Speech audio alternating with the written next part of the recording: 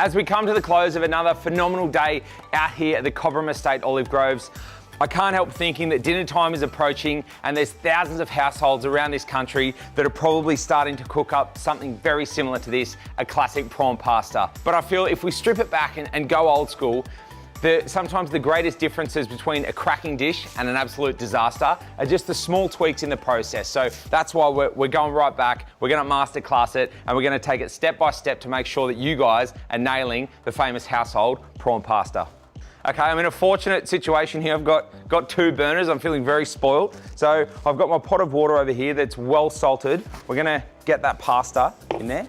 And I feel like the reason why we resort to a prawn pasta at home and things like that is because we live in a country where we have access to beautiful produce and beautiful, good quality green frozen prawns that we can have in the freezer as a safety net are always there. So when dinner creeps up on you and you don't have anything planned, you've got pasta, you've got the prawns in the freezer and a couple of little accompaniments here. Surely you've got a bottle of white wine rolling around the fridge and you can put it together and make it work. So we've got the pasta on. Okay, so we've got 4 cloves of garlic here and we're gonna cook these off first with a little bit of chili in the extra virgin olive oil, a couple of chilies. I do this at home, believe it or not, and it seems to work. Chilies can be really unpredictable. The heat content is something that fluctuates up and down depending on the water content. So I just take the top off and yeah, see that's got a little bit of personality to it. So that's how I sort of make my decision based on how much chili I'm gonna put into a dish. Before I read the page and go, oh, 6 long red chilies, beautiful, let's get them in there. And then you do so, and they just so happen to be absolute rages, you can't get it out. You really can't get it out, it's extremely difficult. So a little bit of pain in the beginning, be a little bit daring, and just have a taste. All right, so garlic and chili, sorted. Just got the pan on here. We're gonna go a medium heat with the Cobram Estate classic extra virgin olive oil, good hit. All right, in with the garlic and chili. Move that around. So the pasta's ticking away. Garlic and chili is just humming along in the oil. Then we'll go in with the white wine. So we'll get that in, we'll really reduce that down by at least 2/3, so there's not too much liquid in there. By that stage, we can start to go with the pasta, a little bit of cheese, get that emulsification happening with the pasta water, and then finish it with the prawns. So we're just gonna put them through and poach them. There'll be enough heat in there to cook the prawns through. All right, the garlic and chili is cooked down. We can crank that up a bit now and go in with the white wine. So it's about half a cup of white wine in there. And we'll just let that really simmer down until that disappears by about 2/3. And then it's all gonna start to happen and we can speed this up.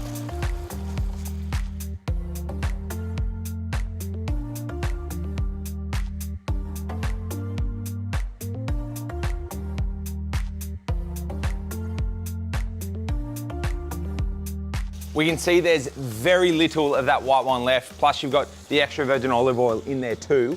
So now we can start to build the rest of the dish. Cherry tomatoes go in, we'll get a bit of heat through them, cook out a little bit of their moisture. Now, over the top with the pasta. This is gonna be interesting. See? All right. A little bit of the grana padano cheese. A little bit of pasta water.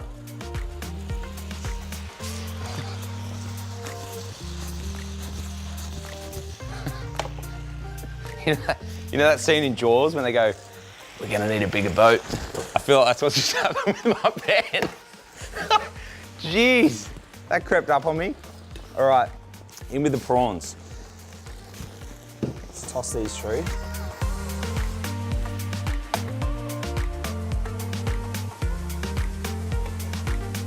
All right, so that's been cooking away for about 4 or 5 minutes. And because we slightly undercooked the pasta, so we continue to cook it in there. It's such a gentle way to cook the prawns. If you put the prawns in after the chili and the garlic and then go through that process and then you put the pasta in and then, those prawns have been in there for way too long under way too much stress. So we just fold them through. They cut nice and small. Just gonna check for seasoning. Oh yeah. fresh parsley. There you go. Hit of lemon.